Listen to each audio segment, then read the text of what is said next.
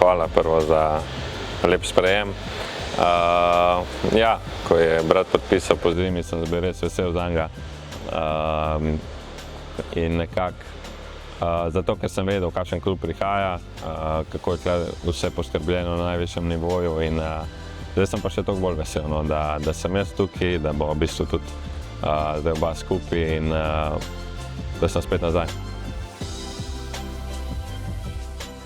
Ja, z ene strani je enostavno, kar se tiče prilagajanja, s tem ne bom izgubljal časa.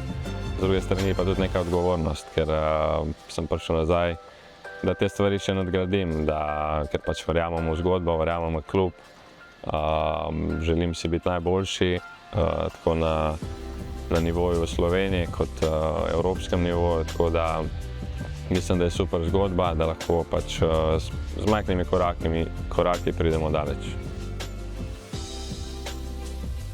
Spremljal sem, kolikor sem lahko, nekaj igralcev poznam, s parimi smo tudi igrali že prej. Ostale bom spoznal, ja, veliko stvari sem tudi slišal že od brata, pa bil sem v kontaktu še prej z Janom Repasom. Tako da nekako sem bil skozi vpet v to zgodbo in res nimam niti občutka, da je že toliko minilo, odkar sem bil nazadnje tukaj. To bojo pač določili kondicijski štab oziroma trener z njegovimi pomočniki. Jaz se počutim dobro, tudi zdaj poletje sem izkoristil v bistvu za fizično pripravo in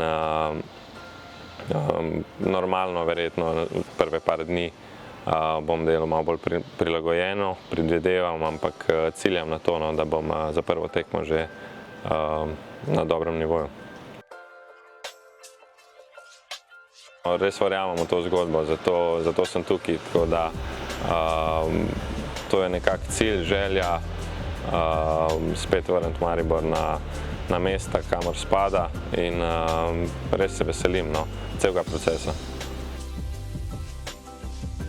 Tako kot sem že prej omenil, korak po korak, najprej spet nekako prideti osebno v ritem, s klubom tudi nekako delati majhne korake, najdeti neko stabilnost in pa pač, da tudi gledalci, ki bojo prišli na ta stadion, začnejo uživati, da vidijo, da se mi borimo, da dajemo vse od sebe.